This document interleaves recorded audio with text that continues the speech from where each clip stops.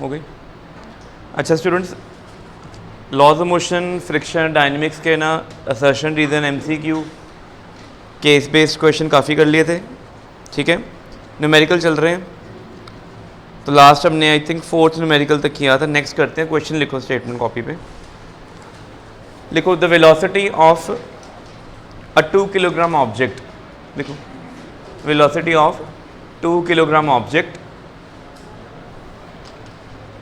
कितनी वेलोसिटी है?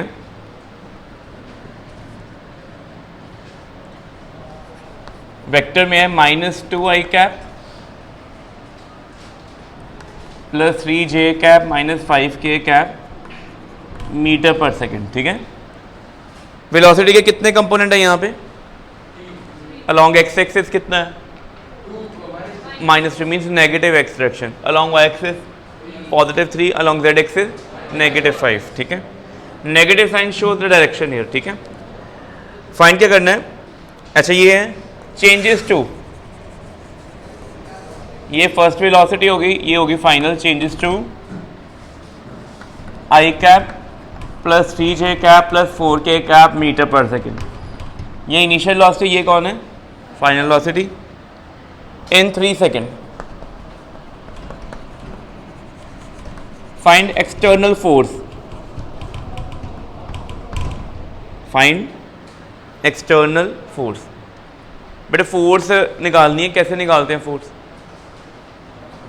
F equal to M A. तो यहाँ पे वेक्टर में निकालेंगे मैग्नीट्यूड में?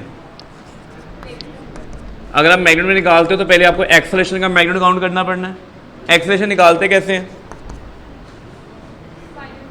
Final velocity minus initial velocity upon time taken. क्या यहाँ पे जो वेलोसिटी है मैग्नीट्यूड में है कि डायरेक्शन में है? वेक्टर में है। तो हमें फिर एक्सेलरेशन भी किस में निकालनी पड़ेगी? वेक्टर में निकालनी पड़ेगी। कैसे निकाल लेंगे? अगर यहाँ पे वेक्टर डाल दें तो क्या बनेगा? फाइनल वेलोसिटी कितनी है?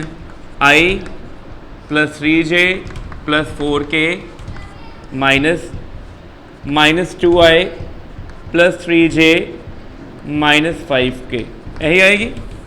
टाइम टेकन कितना है? ये एवरेज एक्सेलरेशन है कि इंस्टेंटेनियस है? क्या ये ऑन द स्पॉट निकाल ली है कि क्या ये एक्सेलरेशन आपने मेजर की है खुद मैथमेटिकली? क्या सब्ट्रैक्ट करके आप इजीली सॉल्व कर सकते हो? यू हैव मेजर्ड ना। क्या ये दो, इसमें टाइम इंटरवल 3 सेकंड था, वो मेजरेबल है कि नॉट मेजरेबल?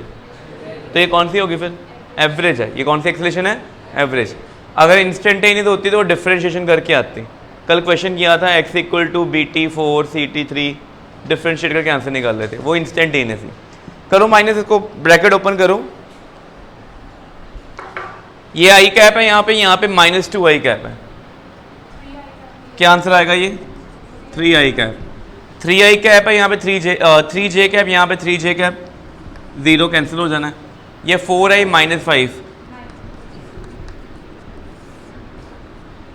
i में i, j में j और k में से k। मैथमेटिक्स में रूल पड़ा है ना, लाइक टर्म्स ऐड और सब्ट्रैक्ट ओनली। सो आई कैप और आई कैप ही ऐड सब्ट्रैक्ट होंगे, जे कैप होंगे और के कैप। सिंप्लीफाई करेंगे कितना आएगा? आई कैप प्लस 3k कैप। ये आ गई आपकी कौन? एक्सेलरेशन। आगे एक्सेलरेशन। और फोर्स कैसे निकाल लेंगे? सो हमारा मास कितना था बॉडी का? 2 kg। तो फोर्स कितनी आएगी फिर? 2 into I cap plus 3k cap newtons. और अगर इस फोर्स का मैग्नीट्यूड निकालना हो तो कैसे निकाल लेंगे? मैग्नीट्यूड आपने क्या, जब मैग्नीट्यूड निकालते हो वेक्टर का क्या करते हो? स्क्वायर रूट, जो i के साथ क्या नंबर लगेगा? 2, k के साथ क्या लगेगा? 6, उनका स्क्वायर करके क्या करना है? ऐड करना है। तो आपका मैग्नीट्यूड कितना आएगा? Square root 2 square plus 6 square. Solve करोगे कितना आ जाएगा? 6 स्क्वायर कितना हो गया? 36 में 2 स्क्वायर 4 ऐड किया, कितना हो गया? 40, रूट 40। और यूनिट नहीं लगाया एंड में तो हाफ मार्क कट हो जाना है। तो एंड में यूनिट जरूर लगाना है, ठीक है। आपको स्क्वायर रूट निकालना आता है, नहीं आता तो रूट 40 लिखा, ठीक है। हाँ, अगर ये MCQ आ गया तो रूट 40 की अगर वैल्यू निकाल ली तो फिर स्क्वायर रूट निकालना पड़ना, अदरवाइज हो गया क्लियर? तो वेक्टर्स को यूज़ करके हम एक्सेलरेशन निकाल रहे हैं, मास से मल्टीप्लाई कर रहे हैं।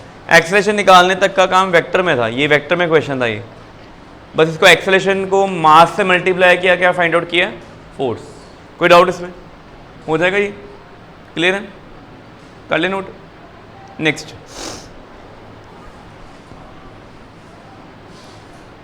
लिखो, a force of 49 Newton, a force of 49 Newton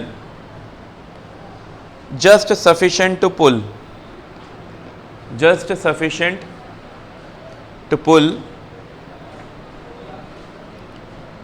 a block of wood, just sufficient to pull block of wood having mass 10 kg, on rough horizontal surface.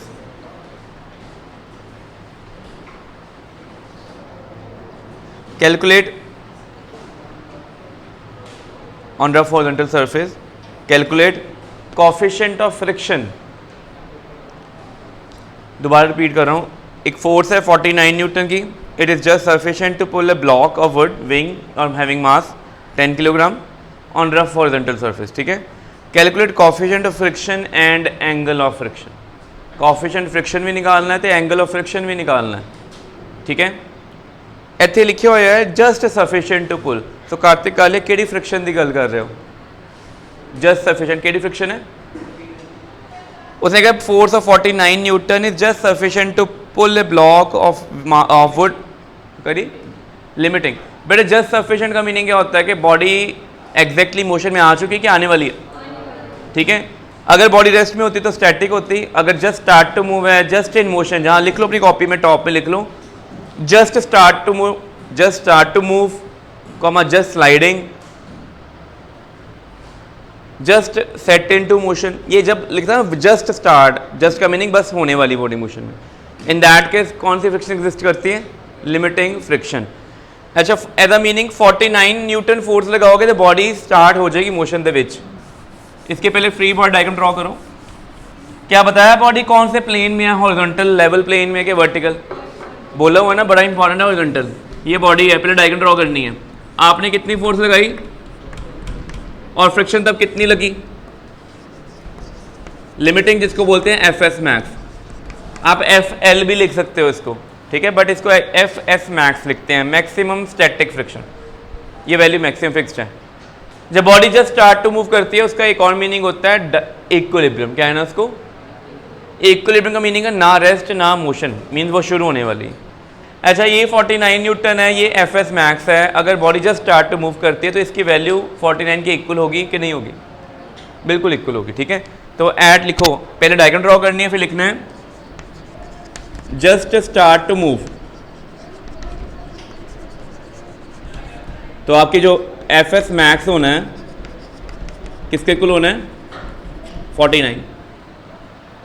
अच्छा, बॉडी के ऊपर कौन कौन सी फोर्स लग रही है? एक तो अप्लाइड फोर्स 49 लग रही है, एक फ्रिक्शन, और पहले वेट कहाँ पे लगेगा? नीचे mg, normal action.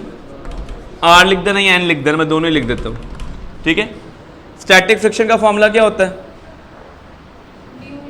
Mu S into normal reaction. निकालना क्या है? अच्छा, नॉर्मल रिएक्शन r किसके इक्वल आना है? mg। अच्छा, बॉडी का मास कितना है? 10। g की वैल्यू क्या यूज़ करें? 10 ले लो, कुछ बोला नहीं हुआ। अच्छा, यहाँ पे देखो 49 आ रहा है, तो मैंने को पहले भी कहा था कि अब आपने ना 9.8 का टेबल लर्न कर लेना। ठीक है, 9.8 के टेबल में 49 आता है, मतलब मल्टीपल में निकल जाता है उसके। ठीक है, 4.9 को अगर 10 से मल्टीप्लाई करें तो 49 आता है, 4.9 को 2 से मल्टीप्लाई करें तो कितना आता है? 9.8। और जी की वैल्यू अगर बोली भी नहीं हुई तो आपने ये चेक कर लेना है कहीं पे आपको मल्टीपल में 49, 98, 196 ऐसे मल्टीपल तो नहीं मिल रहे, 29.4, 44.1। ठीक है, ये सारे किसके मल्टीपल्स हैं? 4.9 थे। ठीक है, तो 9.8 का टेबल अगर ना लर्न करो 4.9 से तो लर्न करना ही पड़ना। ठीक है, तो जी को क्या यूज़ करें यहाँ पे? उसका बेनिफिट क्या है? कटिंग जल्दी हो जाएगी, ये पॉइंट हट जाएगा। 98 49 के नीचे जाएगा तो म्यू एस कितना आ जाएगा? कितना आ जाएगा 1/2 आ जाएगा आंसर, नोट कर लो। तो पहले डायग्राम, ये सारा क्वेश्चन चेंज हो जाना था अगर ये हॉरिजॉन्टल प्लेन की जगह क्या होता, इंक्लाइन प्लेन। अभी क्वेश्चन आगे वो भी आएगा। अगर इसको इंक्लाइन कर देंगे क्या चीज़ चेंज हो जाएगी, आर एम जी के फ्रिक्शन। अगर इंक्लाइन प्लेन में बॉडी आ जाती है, अभी कॉन्टैक्ट सरफेस ऐसा है ना, फ्लैट है, नॉर्मल एक्शन इसके क्या है, परपेंडिकुलर, यही है। बट अगर इसको इंक्लाइन कर दें तो आपका नॉर्मल एक्शन की डायरेक्शन क्या हो जाएगी, चेंज हो जाएगी। बाकी वेट हमेशा क्या रहेगा, चाहे ऐसे रखो चाहे ऐसे रखो, वेट हमेशा डाउन रहना है, ठीक है। तो जब भी आपको जस्ट इंक्लाइन में कोएफिशिएंट फ्रिक्शन वाले क्वेश्चन आएंगे, यहाँ तो हॉरिजॉन्टल प्लेन में आएंगे, यहाँ किस में आएंगे, इंक्लाइन प्लेन में। सेम क्वेश्चन अभी इंक्लाइन प्लेन में भी करते हैं। ये कर लिए नोट सारा, लिख लो इसको, ठीक है। पेपर में इस लेवल के क्वेश्चन आते हैं, बड़े सिंपल होते हैं, बट हमें फॉर्मूले याद नहीं होते, रह जाते हैं। और एक क्वेश्चन बहुत ईजी है, मेरे को लगता है एमसीक्यू में बनेगा। म्यू एस आ गया, उसने एंगल ऑफ फ्रिक्शन भी पूछा था। म्यू एस को किसके इक्वल करें, एंगल ऑफ फ्रिक्शन टैन के इक्वल। तो उसके बाद आपको टैन लैम्डा करना पड़ना है इसको 1/2। क्या आपको पता है टैन की वैल्यू 1/2 कितने एंगल पे होती है, पढ़ा कभी हमने?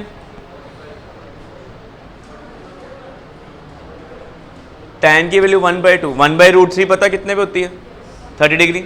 अकेला √3 आ जाए 60 डिग्री, 1 आए तो 45 डिग्री, ये पता ना चीज़ें। बट 1/2 पढ़ा था कभी?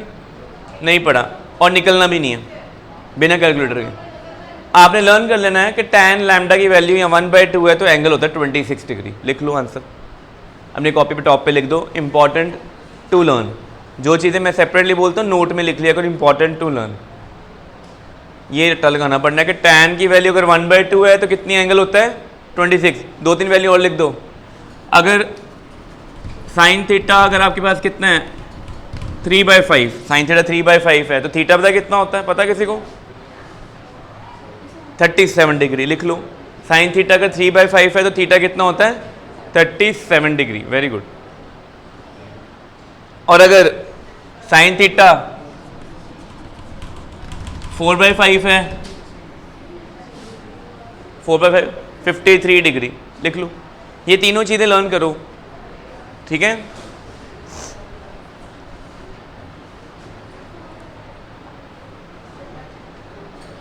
अच्छा, ये 53 डिग्री पे और ये कितने होती है 37 पे। टैन की वैल्यू 1/2 कहाँ होती है, 26। हो जाएगा ये चीज़ें, ठीक है। अब यही क्वेश्चन है, लिखो next. Repeat previous problem, repeat previous problem on inclined plane. Repeat previous problem on inclined plane. Repeat previous problem on inclined plane with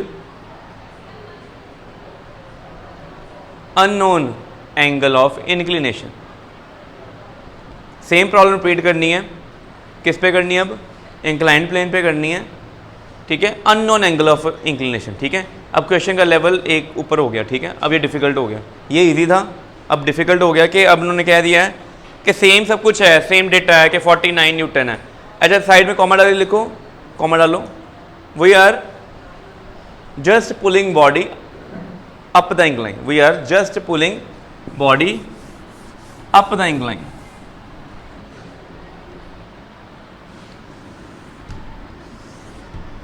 ये थीटा हो गया, पता नहीं कितना है, बॉडी ये आ गई, फोर्स लग रही कितनी 49। अगर 49 न्यूटन ऊपर लग रही है, body just start to slip है, फ्रिक्शन कहाँ लगेगी, डाउनवर्ड नहीं बोलना, डाउनवर्ड ये होता है ऑपोजिट टू द फ्रिक्शन या अलोंग द इंक्लाइन डाउनवर्ड्स, ये बोलो। अच्छा, ये फ्रिक्शन कौन सी होगी कि एफ मैक्स ही होगी। वेट कहाँ लगेगा बॉडी का, अब प्रॉब्लम है क्या बॉडी का वेट, बॉडी ये जो वेट है नीचे लग रहा है, क्या ये बॉडी को नीचे स्लिप करवा सकता है कि नहीं, करवा सकता है कि नहीं? क्या वेट, सिंपल वेट लगता, क्या उसके चांसेस है कि वो बॉडी को ऐसे कर लेता नीचे? देयर आर सम चांसेस और नॉट। आपने इंक्लाइन प्लेन पे रखी हुई बॉडी, ये देखो, क्या डस्टर के अभी स्लिप होने के चांसेस हैं अभी इस केस में? नहीं ना, अब मैं कर रहा हूँ, मैंने अप्लाइड फोर्स कोई भी नहीं की, मैंने अब ये नीचे आ गया, कौन लेके आया नीचे इसको? फ्रिक्शन नीचे लेके आई है, ये नीचे को स्लिप किया है, फ्रिक्शन कहाँ लगी होगी? ऊपर लगी, बट इसको नीचे कौन लेके आया? मैंने तो लाया ही नहीं। कंपोनेंट ऑफ वेट लिखो, एक नोट लिखो इंपॉर्टेंट, लिखो important note. On horizontal surface, on horizontal surface weight cannot slip a body या slide a body. On horizontal surface weight cannot slide a body, weight body को slide नहीं कर सकता at its own, ये पक्का है। Previous question में body ऐसे पड़ी हुई है, क्या ये चौक कभी स्लिप होगी अपने आप? अब मैं ऐसे कर रहा हूँ, होगी स्लिप? कौन नीचे लेके आया? वेट के component of weight, component of weight. But on incline plane, but on incline plane component of wait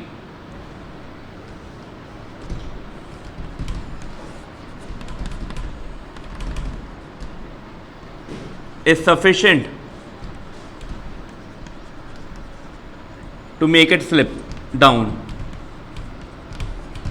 to make it slip down। अब डायग्राम में देखो वेट कहाँ लग रहा है? नीचे।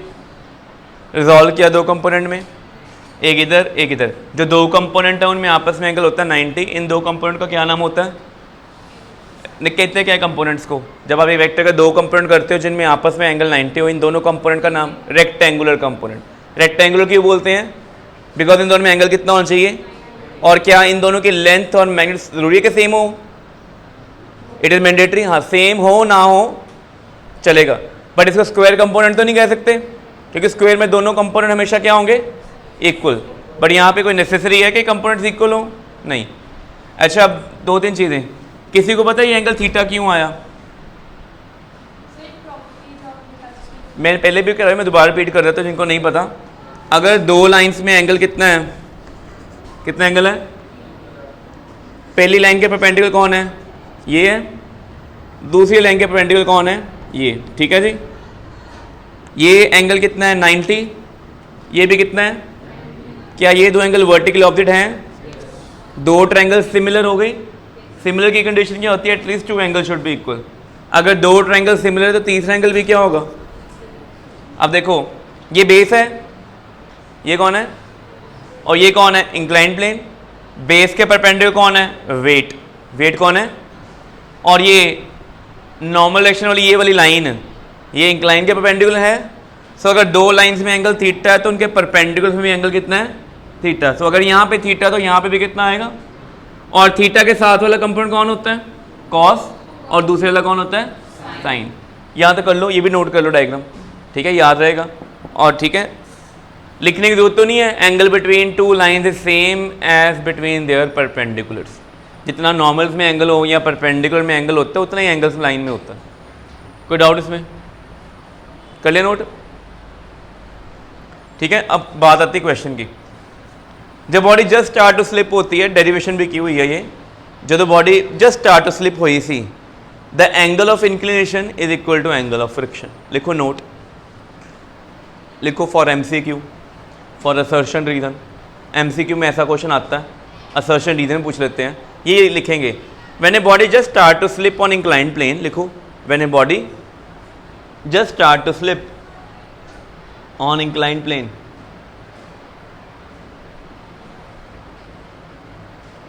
when a body just start to slip on an inclined plane, then angle of inclination equal to angle of friction, then angle of inclination equal to angle of friction means यहाँ पे theta किसके equal आना था? Lambda के equal आना था। ठीक है, तभी तो उन्होंने अननोन एंगल दिया हुआ था ना। अब आगे कैलकुलेशन करते हैं। अच्छा, ये system just start to slip है तो नेट फोर्स कितनी होनी है? 0। एन किसके इक्वल होगा? ठीक है, तो ये साइड वाली डायग्राम इरेज कर दें, ये वाली, ये प्रीवियस क्वेश्चन का काम है। तो सबसे पहले N equal to M G cos theta, theta equal to lambda कर लो पहले, इसको लैम्डा ही लिख देना। ठीक है, लैम्डा पता ना एंगल ऑफ फ्रिक्शन होता है, इक्वल कर दिया प्रूव। क्या थीटा हमेशा लैम्डा के इक्वल होगा? कब होता है? जब जस्ट स्टार्ट होती, लाइन लिखवा दी है ना, उसको लिख लो, वेरी इंपॉर्टेंट, सर्कल में डाल लो और लिख दो MCQ असर्शन रीजन। ठीक है, और बताओ ये 49 इधर है, 49 उसके ऑपोजिट कौन कौन है? mg sine lambda plus mu S N, यहाँ r, यही हो जाएगा fs मैक्स। ठीक है, अब हमने निकालना क्या है, क्या फाइंड आउट करना है? स्टेटमेंट म्यू एस निकालना और एंगल निकालना है। क्वेश्चन है 3 मार्क का बन गया हुआ है, करते सॉल्व इसको। तो ये क्या बनेगा 49 इक्वल टू मास कितना बॉडी का 10, जी ना पुट करना, साइन लैम्डा पता नहीं हमें, म्यू एस कितना होता है वो निकालना है। नॉर्मल रिएक्शन किसके इक्वल आया था? तो m तो 10 है, g कॉस लैम्डा, 10 और g बाहर आ गए,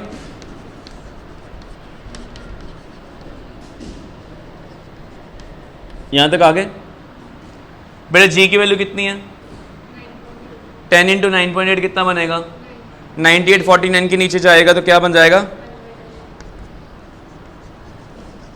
म्यू एस किसके इक्वल होता है? क्योंकि सारे लैम्डा में चल रहे हैं एंगल्स, म्यू एस होता है tan लैम्डा, ट्रिग्नोमेट्री सभी ने की हुई है, कोई बताए tan lambda into cos lambda क्या चीज़ होती है? tan lambda into cos lambda, tan किसके इक्वल होता है? Sine by cos. अगर यहाँ पे साइन बाय कॉस करेंगे तो कॉस कॉस क्या हो जाएंगे? तो क्या बच जाएगा? Sign lambda. ठीक है, 3 मार्क क्वेश्चन है, सिंप्लीफाई करेंगे क्या आ जाएगा? ये 2 साइन लैम्डा आ जाएगा, सॉल्व करोगे तो साइन लैम्डा कितना आएगा? 1/4.25 लिख लो। ठीक है, डायग्राम बहुत नीट क्लीन होनी चाहिए। पेपर में डायग्राम ड्रॉ करनी है, पेन और पेंसिल कंट्रास्ट यूज करना है। ठीक है, मैंने स्पेशली देखो फ्रिक्शन को डार्क शो किया हुआ है। ठीक है, वो स्पेशल केस है क्योंकि फ्रिक्शन आ रही है यहाँ पे, अलग है फोर्स। अगर स्मूथ सरफेस होती तो ये फ्रिक्शन आती नहीं ना। यहाँ तक आ गया। अब हमने तो म्यू एस निकालना है। म्यू एस साइन लैम्डा होता है कि टैन लैम्डा होता है? अब आपने ट्रिग्नोमेट्री 10th क्लास में भी की है, +1 में भी कर रहे हो। अगर साइन लैम्डा दिया हो, टैन लैम्डा निकालना हो तो कैसे निकालते हैं? पर कॉस नहीं है ना हमारे पास, क्या करें? क्या पाइथागोरस थ्योरम से पहले क्या, साइन किसके इक्वल होता है? p/h। तो आपने 10th क्लास में जब p/h किया था तो p को 1 लेट करोगे कि 1k लेट करोगे और h को 4k? अपनी कॉपीज में लिखो। यहां तक नोट कर लिए? अगम से हो गया सारा?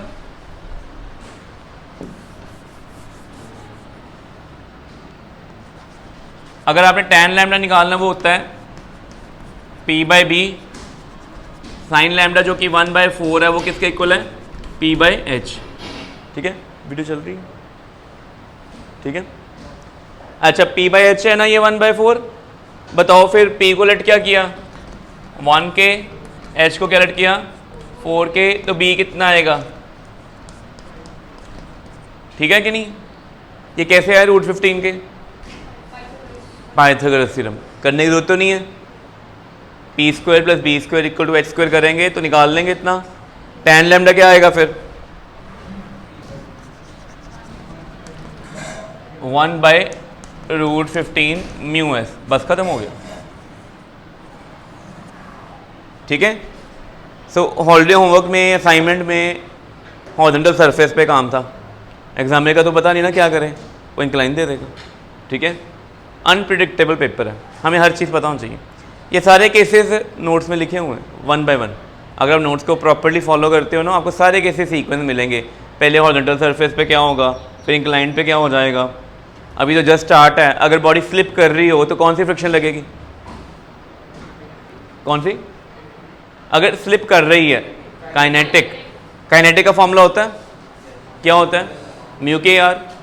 बट अगर बॉडी ना स्लिप कर रही है ना इक्विलिब्रियम में है, स्टैटिक, उसका कोई फॉर्मूला होता है? अगर यही वाला क्वेश्चन सोचो, यही वाला क्वेश्चन बॉडी स्लिप नहीं कर रही और स्टार्ट भी नहीं हुई, तो 49 इक्वल टू आना था mg sin थीटा प्लस कौन सी फ्रिक्शन? Static friction. बट उसका कोई फॉर्मूला नहीं हो, ठीक है, निकल जाएगा आंसर, क्लियर हो जाएगा। नेक्स्ट क्वेश्चन पे आते हैं, थोड़े से रह के क्वेश्चन खत्म करें। देखो ब्लॉक स्लाइड डाउन, आगे inclined plane question, a block slide down an incline, block slide down an incline of 30 degree with an acceleration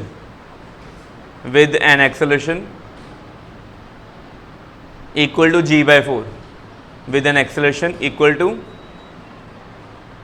g by 4, ठीक है जी। बॉडी नीचे आ रही है तो कहता है फाइंड कोएफिशिएंट ऑफ फ्रिक्शन, बोलना नहीं कौन सी फ्रिक्शन है, आपने बताना कौन सी फ्रिक्शन है, find coefficient of friction. Same question है, सब कुछ सेम है ना, बट अब क्या है, बॉडी इक्विलिब्रियम में है, जस्ट स्टार्ट टू मूव है, क्या ऑलरेडी नीचे आ रही है, और जब ऑलरेडी नीचे आएगी तो उसकी एक्सेलरेशन कितनी दी हुई है, g by 4। मीन आपने सब कुछ सेम ही करना है, बट फ्रिक्शन कौन सी लगेगी अब, काइनेटिक। अब काइनेटिक की फ्रिक्शन का फॉर्मूला क्या होता है, म्यू एस आर ही होता है या एन होता है, ये फ्रिक्शन ये लग रही है। अब बॉडी नीचे जा रही है कि ऊपर, फ्रिक्शन कहाँ लगेगी, क्या ये 49 न्यूटन कोई फोर्स लगी थी, फ्रिक्शन कहाँ लगी, कौन सी फ्रिक्शन है ये, काइनेटिक। बॉडी की एक्सेलरेशन कहाँ पे है, अब बताओ बॉडी के ऊपर नेट फोर्स क्या लगेगी, एफ नेट। ये और ये दोनों बैलेंस करके कि सब्ट्रैक्ट होंगे कि ऐड होंगे, सब्ट्रैक्ट होंगे। बड़ा कौन होगा, ये बड़ा क्यों हुआ, जिसके डायरेक्शन में जाती है बॉडी वो फोर्स बड़ी होती है, mg sin theta minus mu के इंटू एन, ठीक है जी। और एन किसके इक्वल होना है, वो तो चेंज होना, थीटा दिया हुआ है कितना, एफ नेट कैसे होता है, एम में एक्सेलरेशन कितनी है, M G common sine theta और म्यू के, और ये हो गया कॉस थीटा, यहां तक आ गए, एम एम जी जी कैंसिल, 1/4 आ गया, साइन 30 माइनस म्यू के कॉस 30। बताओ साइन 30 की क्या वैल्यू होती है, कृष्णा बताओ भी, साइन 30 1/2, ठीक है। हिमांशु कॉस 30 कितना होता है, √3/2, वैल्यू पुट कर लेंगे यहाँ पे। इसके बाद क्या करेंगे, म्यू के निकालनी है कि टैन थीटा निकालने के, इसमें से निकल जाएगा म्यू के, इसमें से निकल जाना, हो जाएगा क्वेश्चन, लिख लो। ये एमसीक्यू आ सकता है क्वेश्चन, या तो एमसीक्यू आएगा या 2 मार्क न्यूमेरिकल, ठीक है। सेम क्वेश्चन प्रीवियस किया था, उसमें क्या डिफरेंस था, उसमें एक लेवल ऊपर था कि थीटा नहीं पता था, कॉमन सेंस से थीटा निकालना था। जब बॉडी स्लिप करना शुरू करती है और थीटा और एंगल ऑफ फ्रिक्शन क्या होते हैं, सेम, और उस एंगल का क्या नाम था, इंक्लाइंड प्लेन के उस एंगल को क्या कहते हैं, when body just start to slip, angle of repose, क्या कहते हैं, एंगल ऑफ रीपोज की डेरिवेशन भी 3 नंबर में आ सकती है, 2 मार्क में भी आ सकती है, डेरिवेशन ना आई तो न्यूमेरिकल आ जाएगा।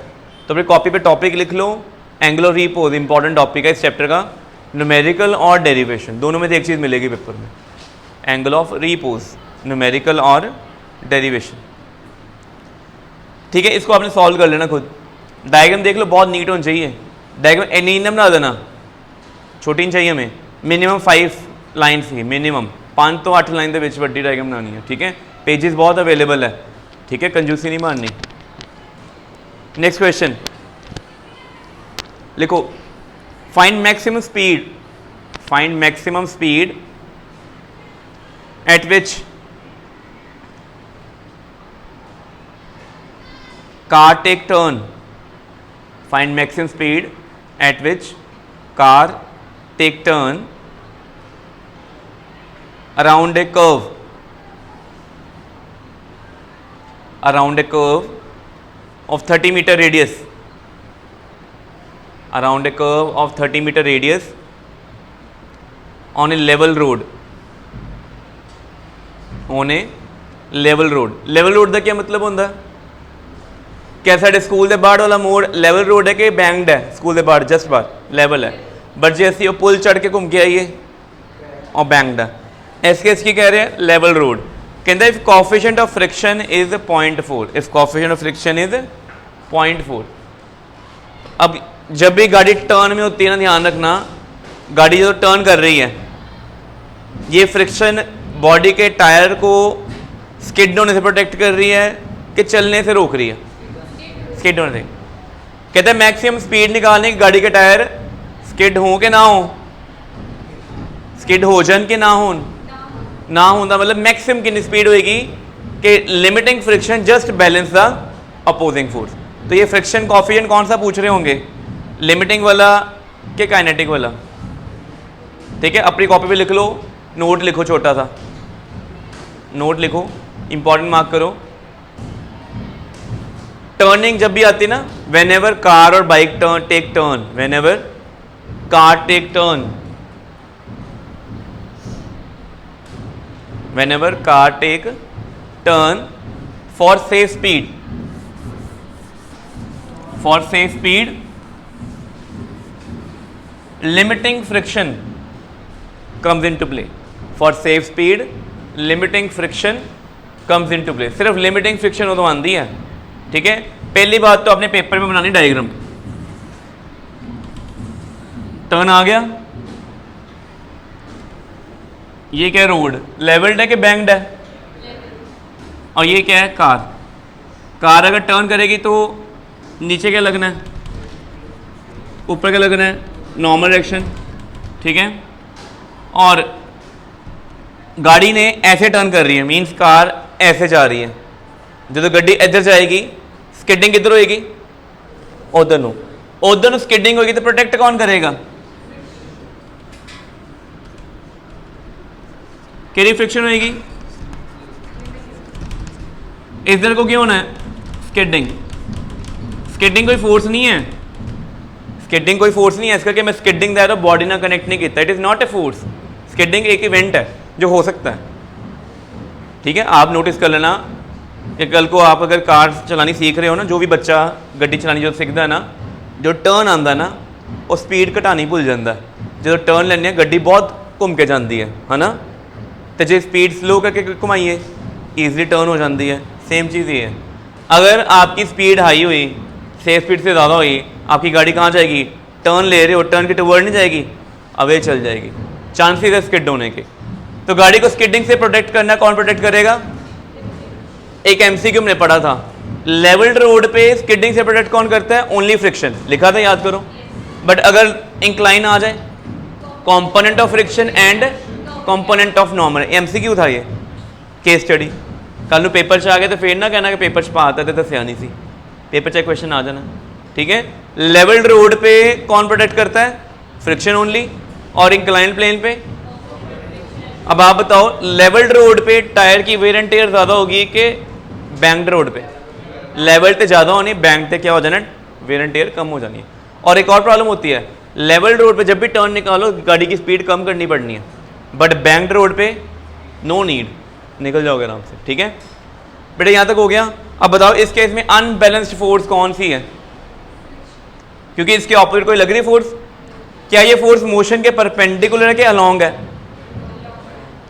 गाड़ी सामने जा रही है, ये जो फ्रिक्शन है सामने है पीछे है कि उसके परपेंडिकुलर है? अपनी कॉपी पे नोट लिखो,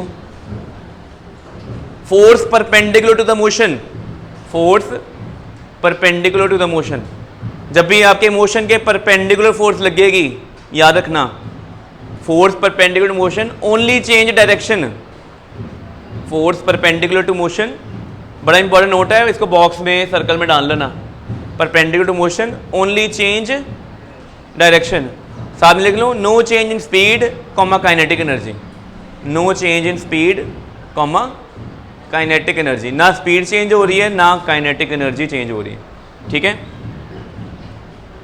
बड़ी वीडियो चल रही है, ठीक है, समझ लग गया? पहले ना काइनेटिक एनर्जी चेंज होनी है ना स्पीड। ए फोर्स का नाम की होता है बेटे, क्या होता है इसका स्पीड का नाम? मैं 10 मिनट तक करना लेक्चर के बाद रख दे। हाँ अच्छा बताओ बेटे, ये कौन सी फोर्स होती है जो बॉडी की सिर्फ डायरेक्शन चेंज करती है और उसके परपेंडिकुलर लगती है? क्या कहते हैं इस फोर्स को? Centripetal force. साइड में लिख लो, this force is centripetal force. तो the meaning according to Newton second law F S max अकेली अनबैलेंस फोर्स है ना, किसके इक्वल होगी? एम ए होगी ना, बट यहाँ पे कौन सी एक्सेलरेशन होगी? सेंट्रीपिटल। कौन सी होगी? सेंट्रीपिटल। वैल्यू डाल लूँ, और एफ एस मैक क्या होता है? Mu S into normal direction, और इस केस में नॉर्मल डायरेक्शन किसके इक्वल आना है?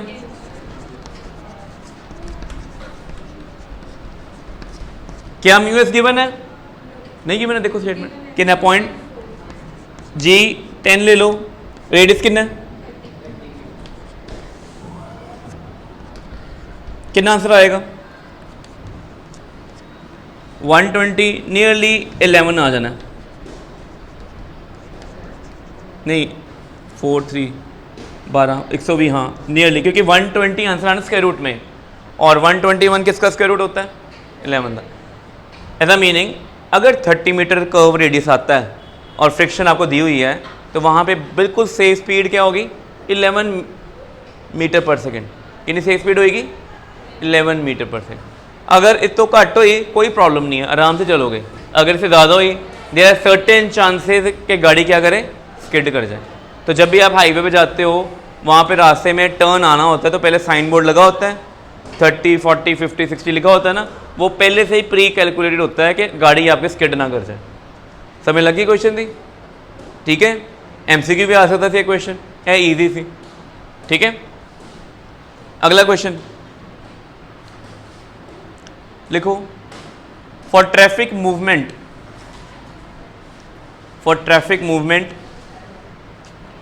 at 60 kilometre per hour, for traffic movement at 60 kilometre per hour, what should be the correct angle of banking? What should be the correct angle of banking of road? What should be the correct angle of banking of road if radius of curve is 0.1 kilometer? If radius of curve is 0.1 kilometer. Question में क्या क्या दिया हुआ है? एक तो आपकी speed दी हुई है, एक रेडियस दिया हुआ है, बट फ्रिक्शन के बारे में बात की है नहीं की। अगर फ्रिक्शन की गल नहीं की तो म्यू कितना सपोज करांगे? 0। अब ये लेवल्ड रोड है कि बैंक्ड रोड है? बैंक्ड रोड पे आपको याद होना चाहिए कि स्पीड से स्पीड का फॉर्मूला क्या होता है?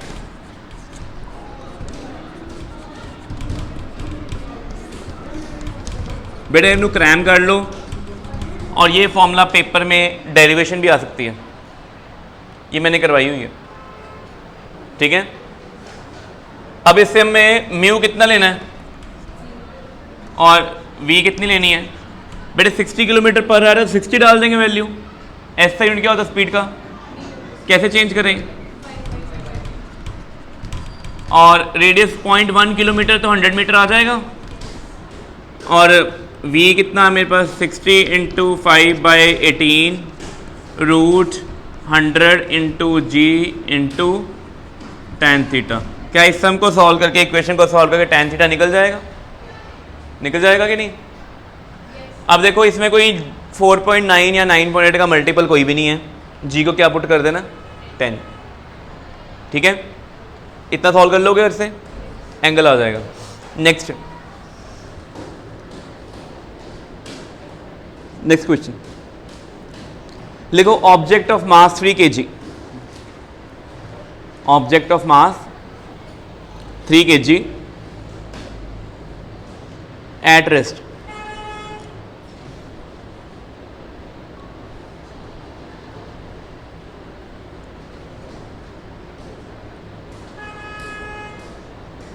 object of mass 3 kg at rest.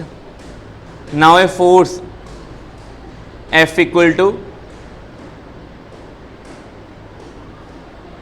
60 square I cap,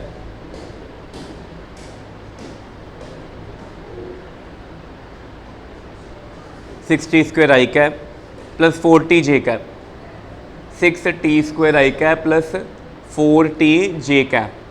ठीक है, फोर्स वेरिएबल है कि कांस्टेंट है? t टाइम है, पहले 0 पुट करो, 1 करो, 2 करो, 3 करो, फोर्स चेंज होती जाएगी कि कांस्टेंट रहेगी? Variable force. अच्छा, find velocity of object, find velocity of object at t = 3 second, at t = 3 second. Question के ऊपर मार्क कर लो, वेरी इंपॉर्टेंट। और ये क्वेश्चन काइनेमेटिक्स और डायनेमिक्स दोनों में बनता है, थोड़ा सा फर्क है। देखो, निकालनी वेलोसिटी है और गिवन फोर्स है, और फोर्स भी क्या है? वेरिएबल। अपनी कॉपी पे नोट्स में लिख लो, नोट बना के लिख लो, whenever variable force given, जब भी वेरिएबल फोर्स आए तो आपके माइंड में पहली चीज़ क्या आना चाहिए? डिफरेंशिएशन एंड इंटीग्रेशन, पहली चीज़ ये आनी चाहिए। ठीक है, जब भी वेरिएबल फोर्स आए, whenever you observe a variable force, differentiation और integration comes to play, differentiation और इंटीग्रेशन कम्स टू प्ले। इसको भी सर्कल में डाल लो, बॉक्स में कर लो, ये रूल बना लो कि जब भी आपको पेपर में, और एनसीईआरटी में सॉल्व क्वेश्चन भी ऐसा, ठीक है, निकालनी वेलोसिटी है, वेलोसिटी का कोई फोर्स से रिलेशन होता है? पढ़ा हमने कोई? वेलोसिटी का कोई फोर्स से रिलेशन? एक चीज़ मैंने बोल दी, यहाँ तो होनी है डिफरेंशिएशन, यहाँ होनी है इंटीग्रेशन, अभी हमें पता नहीं है। तो मैं वेलोसिटी के फॉर्मूले लिखूंगा, यहाँ होता है फॉर्मूला dx/dt, इसमें वेलोसिटी आती है, यहाँ एक्सेलरेशन में वेलोसिटी आती है dv/dt, कोई और फॉर्मूले में तो नहीं आती। आपको क्या लगता है, फोर्स का गिवन फोर्स है ना, फोर्स से डिस्प्लेसमेंट पहले निकलेगी कि एक्सेलरेशन? क्या निकलेगी पहले? एक्सेलरेशन। यहाँ पे फोर्स के कितने कंपोनेंट हैं?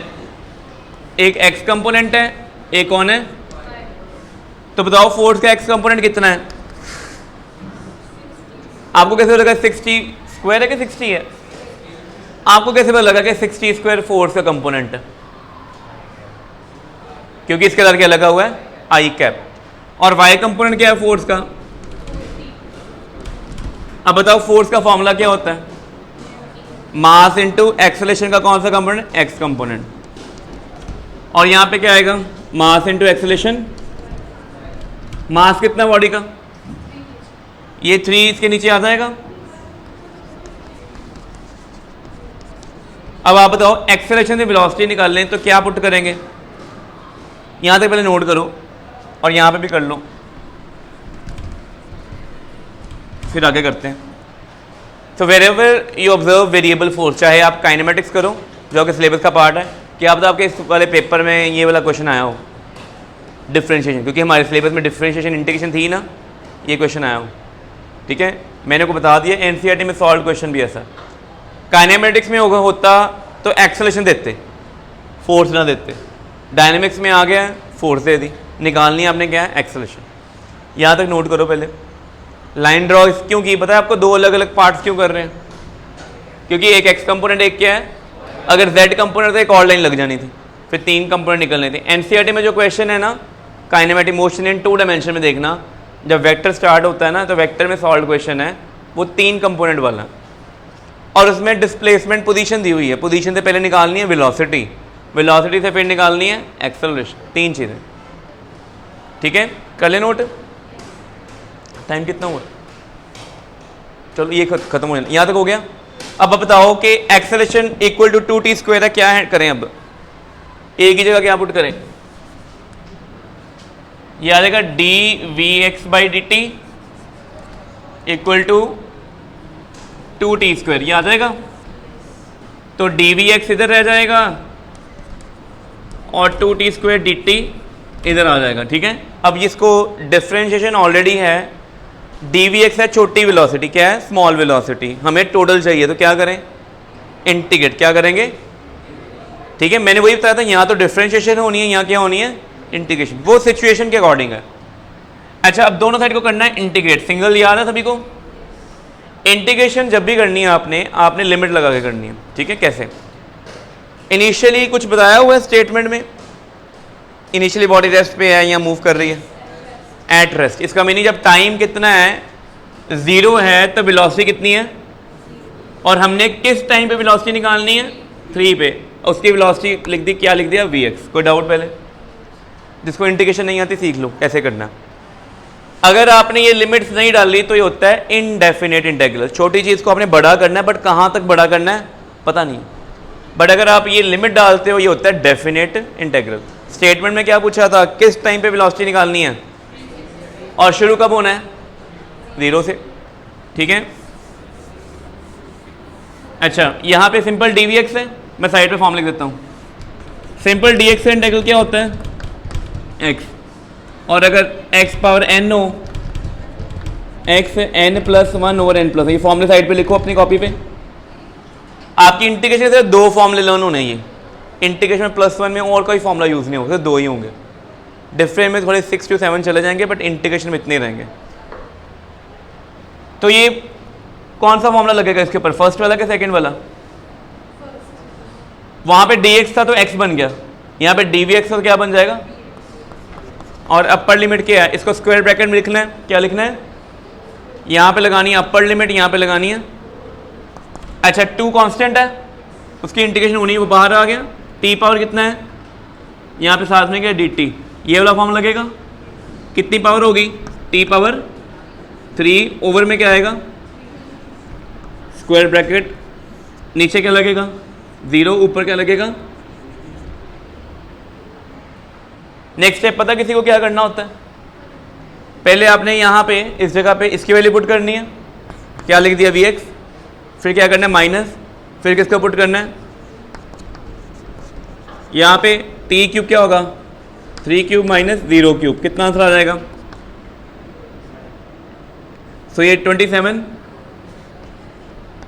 सो x कंपोनेंट कितना आ गया, 18 मीटर पर सेकेंड। ठीक है बेटे, क्लियर हो गया। पहले कैसे किया, नोट करो इसको। जैसे मैंने ये x कंपोनेंट किया है, ऐसे अपने एंड में क्या करना है, y कंपोनेंट, और लास्ट में वेलोसिटी लिख देनी है, x component i cap plus y component j cap. तो ये हमने क्वेश्चन कर ली, ये डायनेमिक्स का क्वेश्चन है, लॉज ऑफ मोशन का, इसमें फ्रिक्शन नहीं आई। ठीक है, तो इसको इंपॉर्टेंट मार्क कर लो, बाकी हम नेक्स्ट क्लास में करेंगे। चलो बेटे आगे क्वेश्चंस करें। लास्ट 5 क्वेश्चन बचे हैं लॉज ऑफ मोशन के, बाकी सारे हो गए सॉल्व। ठीक है, तो जिन्होंने क्लास 10 नहीं गई तो प्रीवियस वीडियो जो लास्ट 3 लेक्चर अपलोड हुए सारे क्वेश्चन डिस्कशन ही चल रही है, नया चैप्टर भी स्टार्ट नहीं हुआ। ठीक है, तो वहाँ पे मैंने प्लेलिस्ट बना दी हुई अलग से, laws of motion, dynamics, friction, सारी इकट्ठी प्लेलिस्ट। अराउंड 17 लेक्चर पोस्ट हो गए, उसमें 12 to 13 लेक्चर थ्योरेटिकल थे, बाकी जो थे वो सारे न्यूमेरिकल प्रैक्टिस के ऊपर ही थे। ठीक है, तो आपका जो पेपर होगा, जब लॉज ऑफ मोशन डायनेमिक्स के क्वेश्चन आएंगे वो इसी शीट में से ही आएंगे।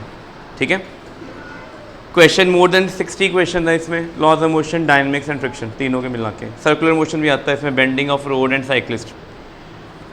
अच्छा नेक्स्ट क्वेश्चन करते हैं। क्वेश्चन लिखो, a body of mass m, ठीक है, बॉडी का मास कितना दिया हुआ है, m दिया हुआ है, hits normally a rigid wall. Rigid wall कौन सी होती है, रिजिड वॉल कौन सी होती है, कोई ऑब्जेक्ट रिजिड कब होगी, जब उसकी शेप साइज इजीली चेंज ना हो। मीन्स जैसे एक बॉडी है, अगर वो मूव कर रही है, जैसे ये चौक है, ये चौक अगर मूव कर रही है, इसके इंटर पार्टिकल स्पेसेस चेंज कर रहे हैं, क्या मूव करते हैं चौक का साइज चेंज हुआ, शेप, तो इसको somehow we can say rigid. But मैंने जब एक्सटर्नल फोर्स लगाई, ये टूट गई। ठीक है, so under influence of external force body D Pharm हो जाती है, कहीं जल्दी डीफॉर्म हो जाएंगी, लेट होंगी, but during motion when no external force act, इनके पार्टिकल स्पेस चेंज हो रही है, तो इसको क्या ट्रीट करेंगे, रिजिड कहेंगे। ठीक है, इवन ये डायस है ना, ये मेरी नॉर्मल फोर्स है तो कुछ नहीं होगा, मैं हैमर हिट करूंगा तो ये भी क्या हो जाएगा, डेंट पड़ जाएगा या क्रैक हो जाएगा ना। तो नो बॉडी आइडियली रिजिड, कोई बॉडी आइडियली रिजिड नहीं होती, बट सारे सॉलिड्स की एक प्रॉपर्टी फिक्स होती है कि during motion their particle spaces doesn't change. ठीक है, ये बोर्ड है, इसको रिजिड कंसिडर कर लेते हैं। एक बॉडी है m मास की, इसको नॉर्मली हिट की है। नॉर्मली कैसे हिट की होगी, ऐसे जाके हिट की होगी कि ऐसे हिट की होगी। नॉर्मली का meaning making an angle 90 degree with the surface, ऐसे हिट की है, लिख लिया। With velocity v, normally a rigid wall with velocity v and bounce back with same velocity and bounce back with same speed, लिखना rather velocity and bounce back with same speed, find impulse।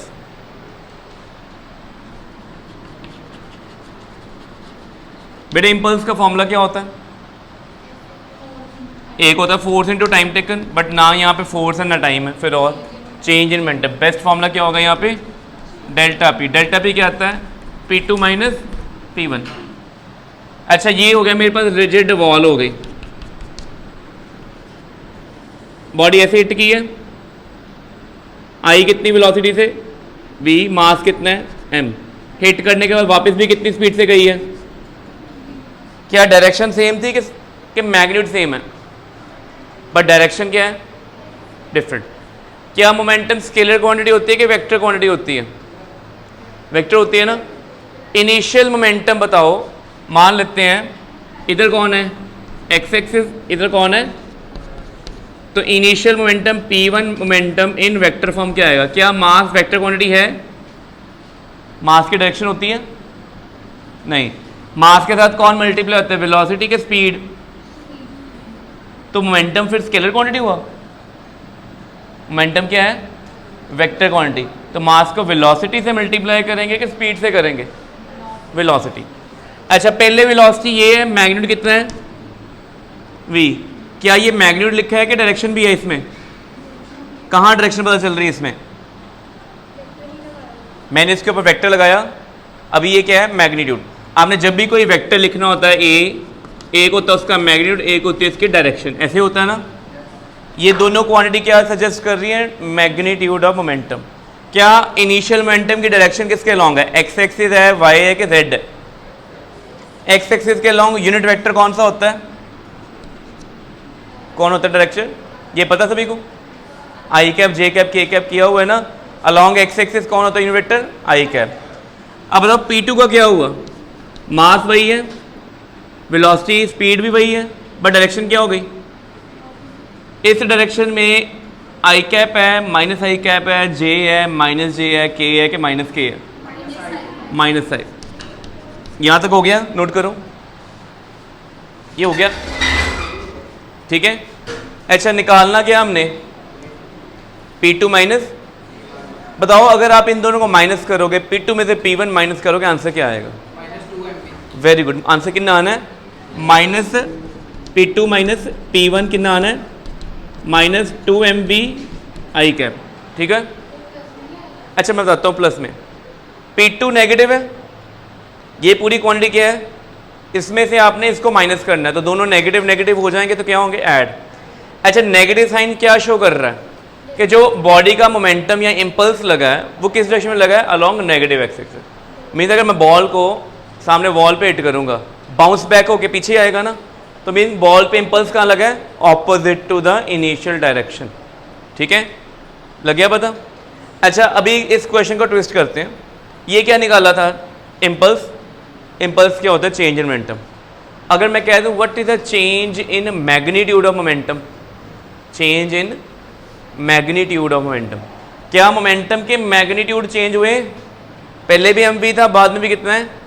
तब direction नहीं आएगी ना, उसका answer कितना आएगा? समझ लग गई? ये क्या है? चेंज इन मोमेंटम या इम्पल्स। डायरेक्शन लोगे तो नेगेटिव साइन आ रहा है, अगर डायरेक्शन ना लेते इसका मैग्नीट्यूड कितना आना है? 2mv। समझ लग गई? अच्छा इसके नीचे एक और क्वेश्चन लिख लूँ, what is change in magnitude of momentum? What is change in magnitude of momentum? Momentum के मैग्नीट्यूड में कितना चेंज आना है? कितना आंसर लिखोगे? 0। सो MCQ आएगा ऐसा। हो सकता है इसके ऊपर केस बेस्ड क्वेश्चन आ जाए, वो कह दें इनिशियल मोमेंटम इन वेक्टर फॉर्म लिखो, mv आई कैप, फाइनल मोमेंटम इन वेक्टर फॉर्म माइनस mv आई कैप, इम्पल्स माइनस 2mv आई कैप, लास्ट पूछ लें change in magnitude of momentum, that is. तो 4 आंसर्स आने हैं इसके, 4 नंबर के। लग गया पता? कोई डाउट किसी को? इम्पल्स क्या होता है और चेंज इन मैग्नीट्यूड क्या है, डिफरेंस क्लियर हो गया? अच्छा कल मैंने एक और क्वेश्चन करवाया था आपको, ठीक है, कल लास्ट लेक्चर, अब जिसने नहीं देखा देखना, सेम क्वेश्चन था। ये क्या है? Normal inclination. क्या ज़रूरी है कि बॉल ऐसे ही हिट करें? क्या वो एक एंगल पे हिट कर सकते कि नहीं? अच्छा जब एंगल पे हिट करके बॉडी ऊपर चलेगी तब भी पेपर में इम्पल्स काउंट करना आता है, और एक केस स्टडी आती है ये, तो लास्ट लेक्चर में मैंने वो करवा दिया हुआ है, ठीक है। तो जिसने कल वाला लेक्चर मिस किया है तो ज़रूर देखो इसको, ठीक है, मैंने अपलोड कर दिया था। हाँ प्रोजेक्ट भी अच्छी सीखा, ठीक है। नेक्स्ट क्वेश्चन पे आए, लिखो 1 end of length L, one end of length L connected to mass m, one end of length L connected to mass m, and other end is fixed, and other end fixed on smooth horizontal table, other end fixed on smooth horizontal table.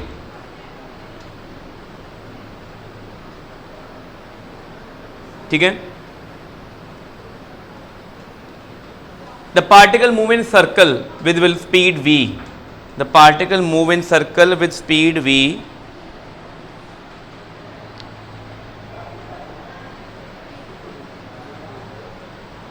Find tension developed. Find tension developed. Find tension developed or net force.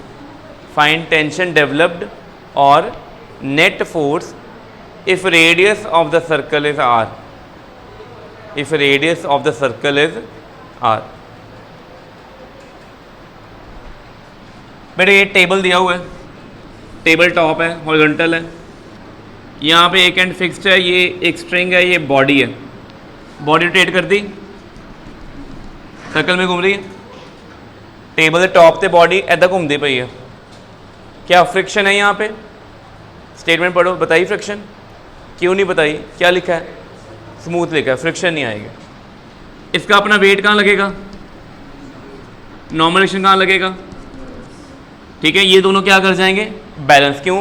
Table पे इसने ऐसे ही घूमना है. क्या ऐसे turn करते करते ये ऊपर या नीचे आई है? तो mean upward force and downward force क्या हो गए? बैलेंस हो गए. Apart from these two force, string stretch हो जाएगी, जब बॉडी रोटेट करेगी स्ट्रिंग टाइट हो जाएगी कि लूज हो जाएगी. और अगर मान लो स्ट्रिंग क्रैक हो जाती है, ब्रेक हो जाती है, तो बॉडी फिर सेंटर के टुवर्ड्स जाती है कि ऐसे चले जाती है? ठीक है, ऐसे होता है ना, अवे फ्रॉम सेंटर. बिल्कुल ठीक है. एंड स्ट्रिंग टाइट हो रही है कि वीक है, ये लूज है. आप जब इस स्ट्रिंग को नीचे खींचोगे उसमें टेंशन कहाँ डेवलप हो गई? ऊपर. अगर आपने फैन की रॉड है, वेट कहाँ लग रहा है? तो फैन की रॉड में टेंशन कहाँ है? इस केस में स्ट्रिंग जब रोटेट करेगी सर्कल में, स्ट्रिंग टाइट हो जाएगी, ये मास स्ट्रिंग को कहाँ खींचेगा? बाहर को, अपनी तरफ खींचेगा ना, तो स्ट्रिंग में टेंशन कहाँ डेवलप होनी है? इस सिस्टम में एक है नॉर्मल रिएक्शन, एक mg है, एक क्या है? टेंशन. बताओ इस केस में नेट फोर्स कितनी आएगी? इन तीनों फोर्सेस का रिजल्टेंट क्या आएगा? कोई कैंसिल करेगा इस केस में? तीन फोर्सेस हैं, क्या तीन फोर्सेस में कोई दो कैंसिल कर रहे हैं इस केस में? स्पेशली अपवर्ड डाउनवर्ड क्या हो गए? बट क्या टेंशन को किसी ने बैलेंस किया? Tension is unbalance force. अपनी कॉपी पे लिखो. इस केस में क्या है? जो टेंशन है टी क्या है? एफ नेट है ना. According to Newton second law, net force equal to किसके इक्वल होती है net force? Newton second law के according.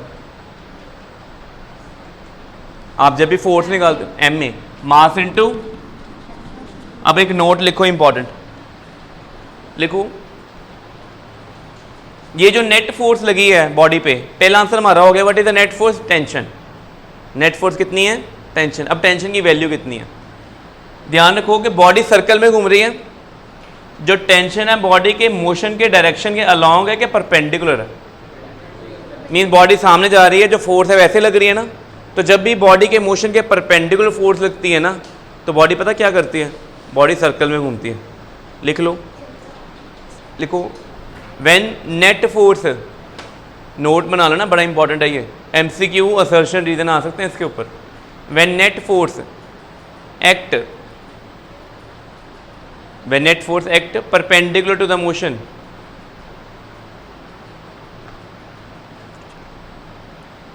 when net force act perpendicular to the motion, body trace a circle, body trace a circle,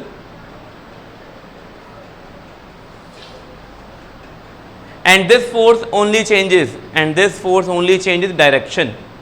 ये वाली force ने जो body के motion के क्या लगेगी? परपेंडिकुलर लगेगी. ये सिर्फ क्या चेंज करती है?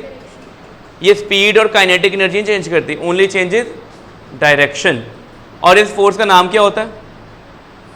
सेंटर लिखो, ब्रैकेट में लिख लो सेंट्रीपिटल फोर्स। तो हमें ये पता लग गया कि ये टेंशन एम ए के इक्वल है। तो आपको याद है सेंट्रीपिटल एक्सेलरेशन का फॉर्मूला क्या था? M V square by R होता है या क्या होता है? M R omega square. Omega होती है एंगुलर वेलोसिटी या एंगुलर फ्रीक्वेंसी। समझ लगे पहले? कोई डाउट इसमें? तो इस सब में उसने टेंशन की वैल्यू पूछी थी, चाहे ये लिख दो चाहे, बट सब में हमें वी एंड आर गिवन है, ओमेगा तो नहीं गिवन है। तो हमारा टेंशन किसके इक्वल आएगी? M V square by R के इक्वल है। अगर tension M V square by R के इक्वल है, बॉडी आराम से सर्कल में है, ठीक है। मान लो M V square by R tension से ज़्यादा हो जाता है, बॉडी की स्ट्रिंग क्या हो जाएगी? क्रैक हो जाएगी, स्ट्रिंग टूट जाएगी, ठीक है। कोई डाउट है इसके? क्लियर हो गया? चलो नेक्स्ट क्वेश्चन लिखो। Person of mass 60 kg, person of mass 60 kg inside lift off 940 kg, person of mass 60 kg inside lift of mass 90 kg,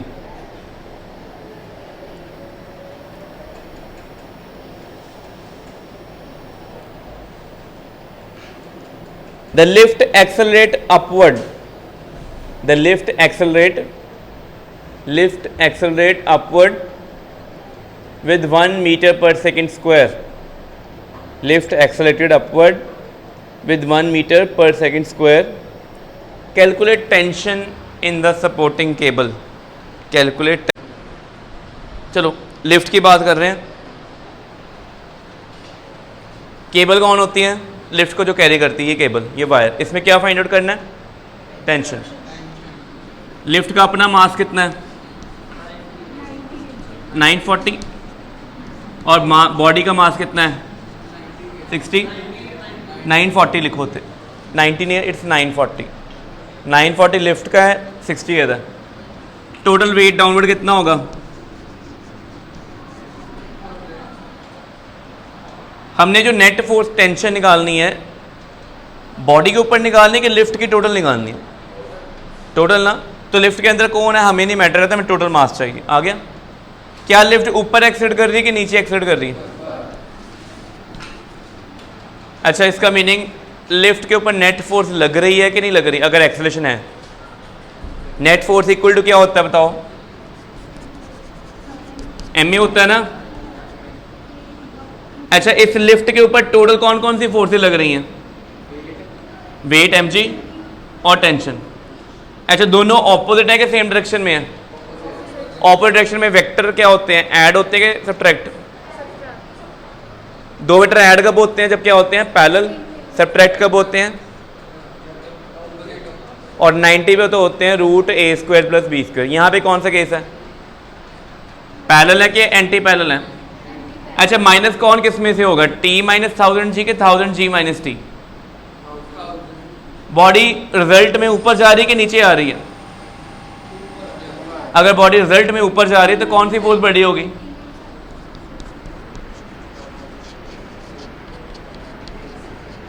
acceleration कितनी है? 1 है ना। टेंशन कितनी आ जाएगी? 1000 जी कितना होगा? जी को 10 पुट कर दोगे 10,000। 10,000 उधर ऐड होगा तो कितना असर आएगा? तो टेंशन बॉडी के वेट से ज़्यादा लग रही है कि कम लग रही है स्ट्रिंग में? अगर सिंपल हैंग किया होता, मूव ना करते, तो टेंशन इक्वल टू 1000 जी आनी थी, 10,000 ही आनी थी। बट अगर ऊपर एक्सेलरेट कर रहे हैं तो वेट क्या हो जाता है? टेंशन ज़्यादा हो जाती है। ऐसे जब नीचे जाएंगे तो टेंशन क्या हो जाएगी? कम हो जाएगी। आप बताओ फिर स्ट्रिंग के टूटने के चांसेस कब होंगे केबल के? जब लिफ्ट ऊपर एक्सेलरेट करेगी, जब नीचे एक्सेलरेट करेगी? ऊपर करेगी तो टेंशन उसके वेट से ज़्यादा है, नीचे जाएगी तो टेंशन उसके वेट से, तो फिर ज़्यादा टेंशन कब होगी? जब ऊपर जा रही है। ज़्यादा चांसेस कब होते हैं? तो आपने देखना कभी भी न्यूज़ आती है कि लिफ्ट की केबल ब्रेक हो गई। 99% में केबल कब ब्रेक होती है? जब लिफ्ट कहाँ एक्सेलरेट करती है? अपवर्ड। ठीक है, तो लिफ्ट, एक क्वेश्चन लिख लो, लिफ्ट एंड मैन प्रॉब्लम, ये उसी का पार्ट है। तो लिफ्ट एंड मैन प्रॉब्लम आपका होमवर्क है। सिर्फ एक क्वेश्चन ही रह गया हमारा मेन, बाकी सारे तीनों ही क्वेश्चन लिफ्ट वाले ही हैं। ये आपके होमवर्क है आप, ठीक है। तो कल वेंसडे आपने अपना बाकी होमवर्क सबमिट करना है, ठीक है। उसकी PDF तो आपको मिल चुकी है, क्वेश्चन पेपर की और सोल्यूशन को भी, ठीक है। किसी को कोई डाउट होगा तो you can take you from that, ठीक है। नेक्स्ट हम स्टार्ट करेंगे वर्क पार एनर्जी अगली क्लास में।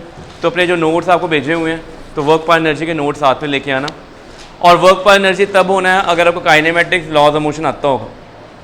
ठीक है, आगे हम इसी की एप्लीकेशन जो हमने अभी तक किया है ना, इसी की एप्लीकेशन वर्क पर एनर्जी में ही पढ़ेंगे। ठीक है।